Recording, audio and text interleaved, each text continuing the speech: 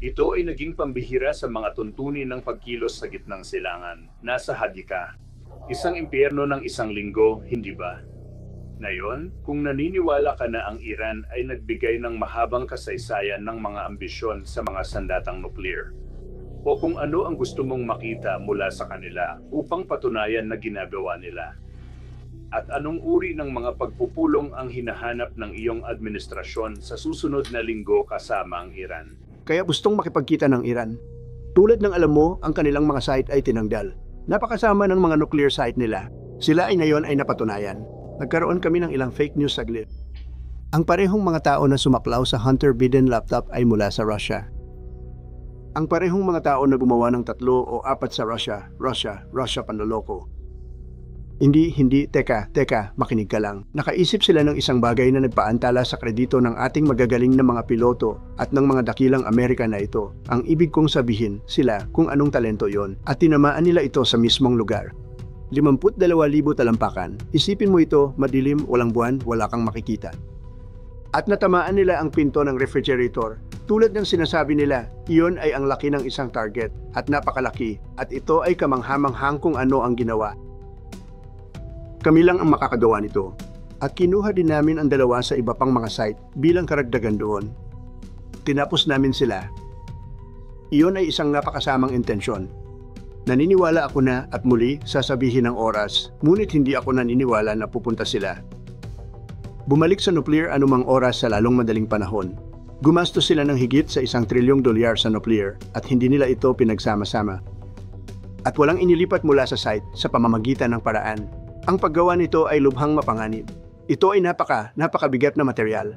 Ang mga kotse na iyon ay malamang na ang mga kotse ng mga mason dahil nagbubuhos sila ng konkreto sa tuktok. Sa hatch, tulad ng alam mo, ang hatch na papunta sa nuclear site.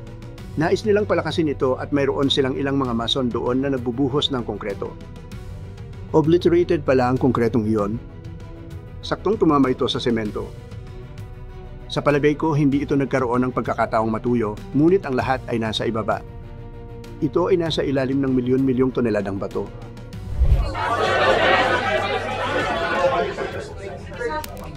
Dapat, na pala, ang daming tanong. Dapat ba nating ipagpatuloy ito, Pamela? Ito ang kabaligtaran ni Biden.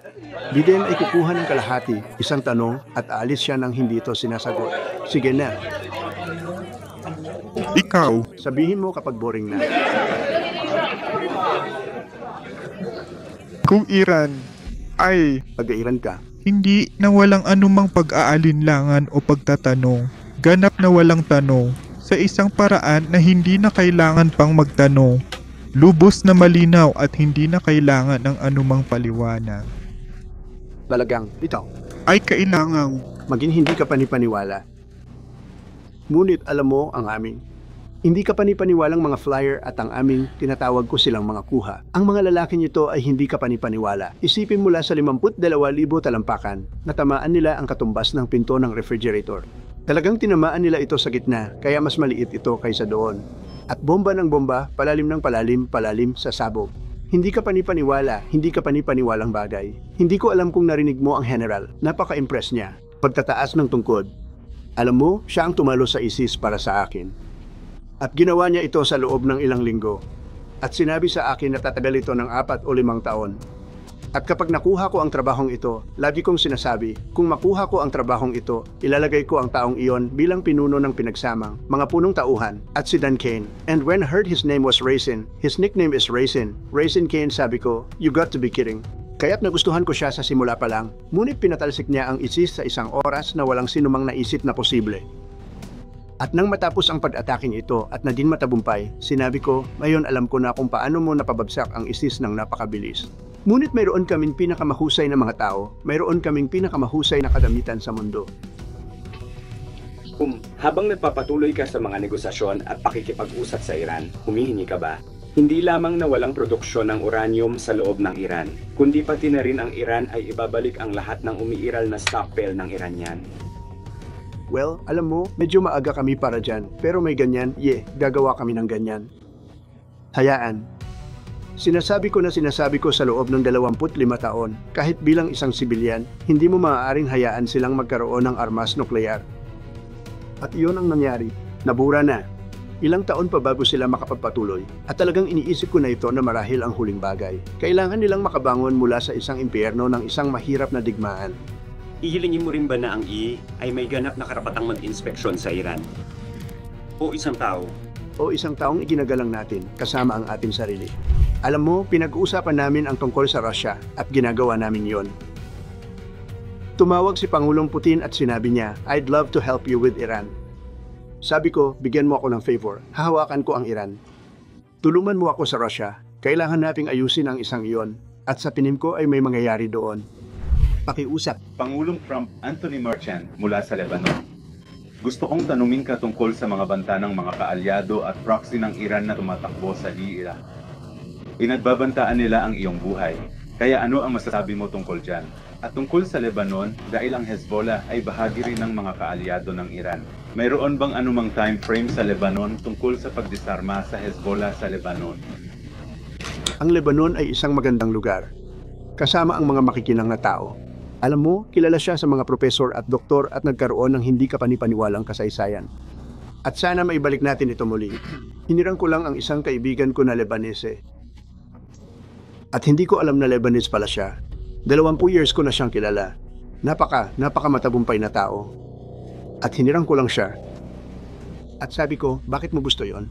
Sabi niya, dahil doon ako ipinanganak. Doon ako pinalaki. Mahal ko ito. Mahal na mahal ko to. Sabi ko, alam mo, sobrang delikado ang pagpunta sa Lebanon bilang ambasador. At sabi niya, iyon ang sinasabi nila, ngunit wala akong pakialam sa panganib. Ibig kong sabihin, ito ay isang tao na isang napakalaking tao sa negosyo. Gusto niyang isuko ang buong buhay niya para pumunta sa Lebanon dahil naniniwala siya dito. Kasama namin ang Lebanon sa lahat ng paraan. Susubukan naming ituwid ito. Nagkaroon kami ng isang malaking linggo. Marami na tayong panalo mayong linggo. Ang NATO ay isang napakalaking tagumpay. Ang digmaan ay isang napakalaking. Pinag-uusapan natin ito sa loob ng 30 taon tungkol sa pagiging nuclear ng Iran. At ang sinabi ko lang, hindi ito magiging nuclear at hindi ito magiging nuclear. At pagkatapos ay gusto kong bigyan ng kredito ang maraming tao, higit sa lahat sa ating mahusay na militar. Boy, pinatay nila ang apoy na iyon. Kapag nangyari iyon, kapag nahulog ang mga bombang iyon, natapos na ang digmaang iyon. Tapos na ang digmaang iyon. Pero gusto ko lang silang purihin. Hindi ka panipaniwala. Ang general at lahat ng kanyang general. Magaling si Pete Hegseth. Tumingin sa likod ng nakaraang linggo, ito ay naging pambihira sa mga tuntunin ng aksyon sa gitnang silangan. Nasa hadi ka, paano mayroon? Isang linggo, hindi ba? Ngayon, kung naniniwala ka dyan, Iran.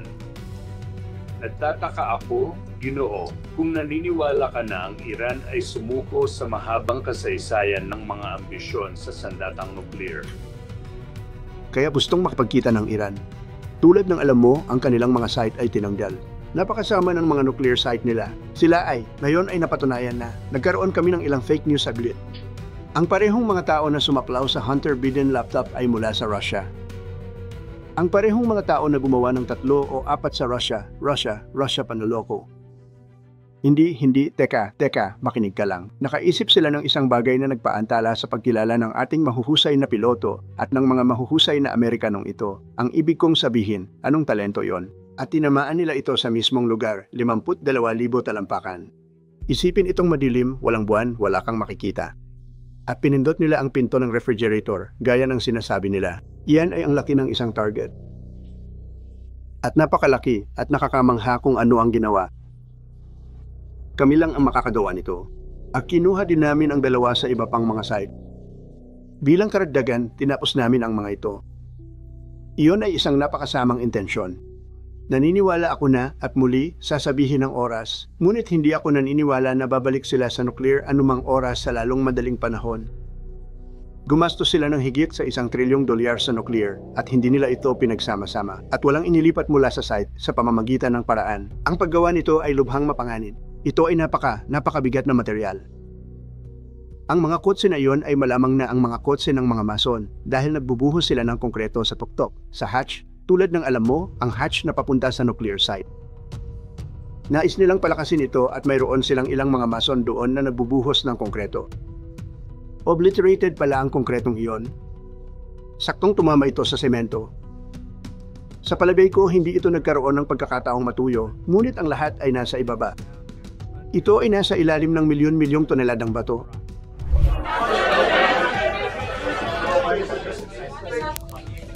Dapat. Napala ang daming tanong. Dapat ba nating ipagpatuloy ito, Pamela? Ito ang kabaligtaran ni Biden. Biden ay kukuha ng kalahati, isang tanong, at alis siya nang hindi ito sinasagot. Sige na, Ikaw, sabihin mo kapag boring na. kung Iran ay Pag-iran ka. mula sa Iran, ako ay mula sa Vimy. Ngunit kung ang mga ulat ng katalinuhan ay naghihinuhan na ang Iran ay maaaring pagyamanin ang uranium sa isang antas na nag-aalala sa iyo, isasaalang-alang mo ba ang pagbomba muli sa bansa? Nang walang tanong, Ganap. Ito ay dapat. maging hindi ka panipaniwala. Ngunit alam mo ang amin.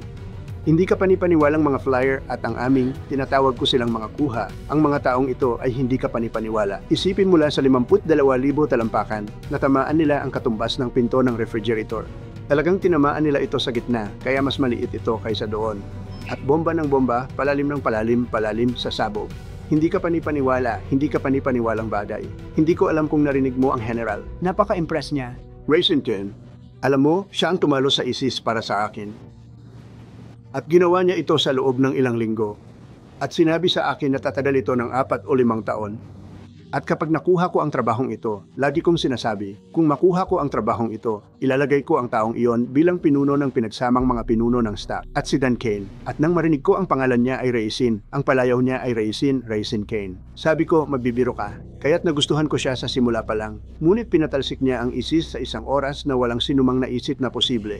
At nang matapos ang pag-ataking ito at naging matagumpay, sinabi ko, ngayon alam ko na kung paano mo napabagsak ang ISIS ng napakabilis. Ngunit mayroon kaming pinakamahusay na mga tao, mayroon kaming pinakamahusay na kadamitan sa mundo. Habang nagpapatuloy ka sa mga negosasyon at pakikipag-usap sa Iran, humihingi ka ba? Hindi lamang na walang produksyon ng uranium sa loob ng Iran, kundi pati na rin ang Iran ay ibabalik ang lahat ng umiiral na mga stockpile ng uranium. Well, alam mo, medyo maaga tayo para dyan, pero may ganyan. Gagawa tayo ng ganyan. Hayaan mong sabihin ko na sinasabi ko sa loob ng 25 taon, kahit bilang isang sibilyan, hindi mo maaaring hayaan silang magkaroon ng sandatang nuklear. At iyon ang nangyari, nabura na. Ilang taon pa bago sila makapagpatuloy, at talagang iniisip ko na ito na marahil ang huling bagay. Kailangan nilang makabangon mula sa isang impyerno ng isang mahirap na digmaan. Ihilingin mo rin ba na ang ay may ganap na karapatang mag-inspeksyon sa Iran? O isang tao? O isang taong iginagalang natin kasama ang ating sarili. Alam mo, pinag-uusapan natin ang tungkol sa Russia at magtatrabaho tayo. Ginagawa natin yon. Tumawag si Pangulong Putin at sinabi niya, I'd love to help you with Iran. Sabi ko, bigyan mo ako ng favor. Hahawakan ko ang Iran. Tulungan mo ako sa Russia. Kailangan nating ayusin ang isang iyon. At sa tingin ko may mangyayari doon. Pakiusap. Pangulong Trump. Gusto kong tanungin ka tungkol sa mga banta ng mga kaalyado at proxy ng Iran na tumatakbo sa Riyadh. Pinagbabantaan nila ang iyong buhay. Kaya ano ang masasabi mo tungkol dyan? At tungkol sa Lebanon, dahil ang Hezbollah ay bahagi rin ng mga kaalyado ng Iran, mayroon bang anumang takdang panahon sa Lebanon tungkol sa pagdisarma sa Hezbollah sa Lebanon? Ang Lebanon ay isang magandang lugar na may mga mahuhusay na tao. Alam mo, kilala ito sa mga profesor at doktor at nagkaroon ng hindi kapanipaniwalang kasaysayan. At sana maibalik natin ito muli. Hinirang ko lang ang isang kaibigan ko na Lebanese. At hindi ko alam na Lebanese pala siya. 20 years ko na siyang kilala. Napaka matagumpay na tao.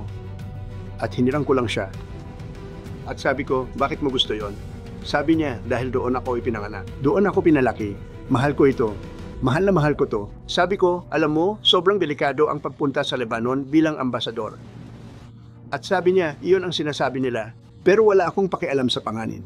Ibig kong sabihin, ito ay isang lalaki na. Isa lamang siyang napakalaking negosyante. Gusto niyang isuko ang buong buhay niya para pumunta sa Lebanon dahil naniniwala siya dito. Kasama namin ang Lebanon sa lahat ng paraan. Susubukan naming ituwid ito. Nagkaroon kami ng isang malaking linggo. Marami na tayong panalo mayong linggo. Ang NATO ay isang napakalaking tagumpay. Ang digmaan ay isang napakalaking. Pinag-uusapan natin ito sa loob ng 30 taon tungkol sa pagiging nuclear ng Iran. At ang sinabi ko lang, hindi ito madidin-nuclear at hindi ito madidin-nuclear. At kung gayon gusto kong bigyan ng kredito ang maraming tao, higit sa lahat sa ating dakilang militar. Boy, pinatay nila ang apoy na iyon. Kapag nangyari iyon, kapag nahulog ang mga bombang iyon, natapos na ang digmaang iyon. Tapos na ang digmaang iyon. Pero gusto ko lang silang purihin, hindi ka panipaniwala. Ang general at lahat ng kanyang general. Magaling si Pete Hegson.